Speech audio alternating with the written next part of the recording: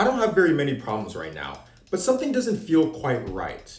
When you get to a big city, there's so many things to do. There's so many things to look at. It's quite an exciting feat. But sometimes you wonder if you're missing something. Is there something that I left behind? Right now I'm on a journey to figure that out. I played a lot on the Wii. A lot. It was a cool time where there wasn't much going on, and I could envelop myself in that world in a way that you just can't do nowadays. I would play Wii golf so much that green pasture and foliage, it would kind of engrave itself into my memory. I like to watch old weather segments in my free time. The color scheme really sticks out to me. The blue-orange contrast with a warm retro feel, the solid colors and limited animation. It's a simpler viewing experience, something pleasant to have going on in the background. Watching the Weather Channel isn't always about the information so much as it is about the comfort of the consistency from day to day. You see, when we look back at the media format of the time, there are distinct stylistic choices that stand out.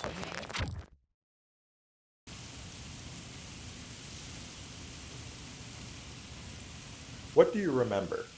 Walking through the neighborhood under an overcast sky? The humid early morning air of a grade school field trip? I remember the scholastic book fairs. I would eagerly walk around the fair, cash in hand, looking at the different books.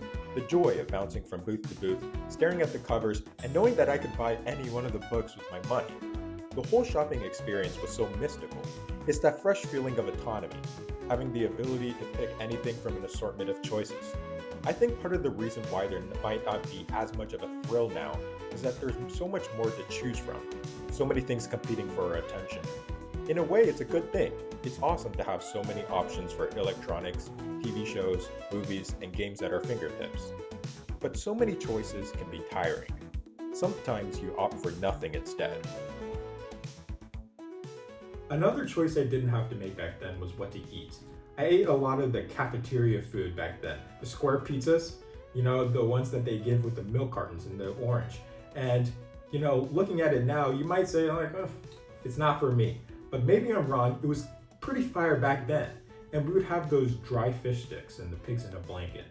I don't have to subject myself to that anymore. But you know what? Looking back, it honestly wasn't that bad. You hear stories about how there was more color back then. And at first you might be like, what do you mean by that? But then you look and you watch some of the movies at the time, and you look through some of the magazines, and they're a bit of a relic of the past. And there's bright reds. There's these oranges and vibrant colors that represent whatever seasonal event was going on at the time, whether it be Halloween, Thanksgiving, Christmas. It was a very colorful and much more engaging viewing experience compared to now. When I walk into Target, it almost seems a little bit like a hospital. It's so formal.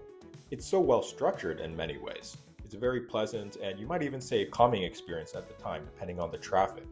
And in its own way, you're getting the stuff and you're going through the shopping experience. It's very efficient, but it's also done in almost a surgical manner. It lacks some of the character, and you might even say it lacks some of the eccentricity of the shopping experience of back then. Another great example of this is McDonald's, where they kind of sap everything until it becomes extremely corporate. I played a lot of video games on my Nintendo DS. My favorite games by far were Pokemon Heart Gold and Pokemon Black and White. I still play those games to this day, and it really sticks out that the Pokemon formula is so incredible that we still basically see the same thing today. Another relic of the past that I look fondly back on were the video game handbooks and the cheat code books that would come out for the games that you played.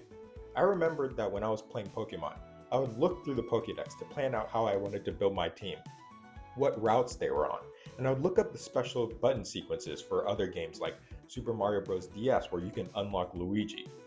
If you had a problem with the game, you could go on a game forum and search around.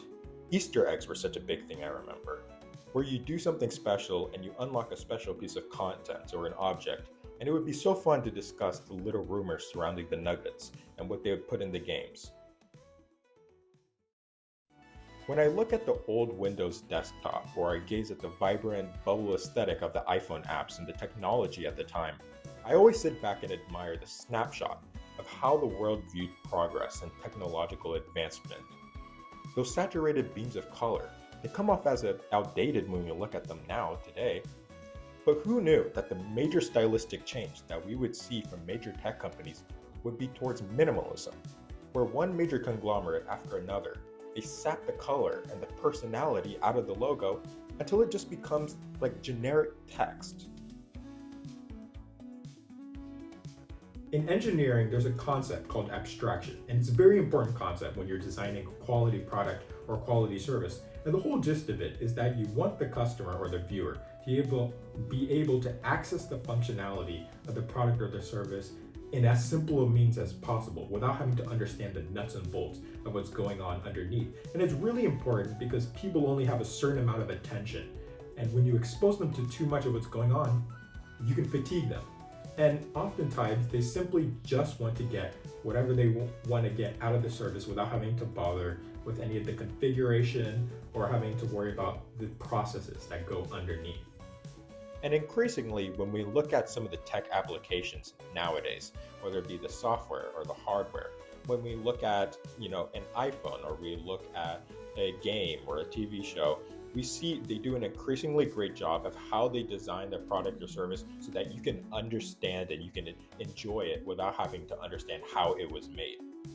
But as we get older, we become more cognizant of the processes that are operating underneath the hood of all the things that are going on around us. Nowadays, when you go to a restaurant, you're now a little bit more understanding of how it operates. The supply chains that bring the food to your table, the labor that's going on in different sections of the restaurant in order to make sure that everything works properly. You understand the importance of delivering the food, the importance of ordering enough food in order to make sure that they have enough supply, the worry that happens when you let food spoil. And now you're a little bit understanding of the economic forces that are happening underneath the hood. Your understanding of the importance of pricing food just correctly, that they have a healthy profit margin in order to keep the restaurant going while not being too much that the customers don't want to buy it. And another big one is the tipping. Nowadays, tipping is ubiquitous. It's everywhere. They're asking you for a tip, whereas back then, you just tipped at sit-down restaurants. And one thing I remember when I was younger is that I would go to a restaurant, I would look at the menu, I pick something, I eat it, I enjoy it, and that's it. And that might be kind of a contrast today as we get older, where now we're a little bit more aware of everything that's going on. When you're younger, you simply had a bunch of great things that you enjoyed, whether it be a video game or a TV show or a theme park, and you just kind of enjoyed it. You weren't thinking so much about everything that was going on, the supply chains, the labor, anything that had to go into making whatever thing you were enjoying. You just kind of enjoyed it. But as we get older, we become increasingly aware of everything that's going on. And there's that certain type of stimulation of kind of understanding the meta aspect of it that I think lowers the enjoyment of the service. When we think back to what was going on at the time when we were younger, we think about the games that we enjoyed and the friends that we had fun playing them with, the pizza parties at school, the pieces of media that shaped our passions later on. But more than anything else, it was a lack of responsibility, both personally and for the issues going on around at the time. I can personally attest to the fact that I wasn't thinking about house foreclosures or mortgage-backed securities during that '08 housing crisis. I was watching Nickelodeon. I was watching Ninjago. I was watching Cartoon Network. And when I look at the experiences of the culture of the 2000s, I look fondly at it, but not because of the things that were going on at the time, or even the things that I enjoyed, but rather the distinct lack of paying attention to and having the beauty of the ignorance of not having to worry about the issues or the context or the responsibilities that are going on at that time. And so I think the true beauty of the 2000s is being able to fully devote ourselves to enjoying what we enjoy and having that blissful ignorance of anything else.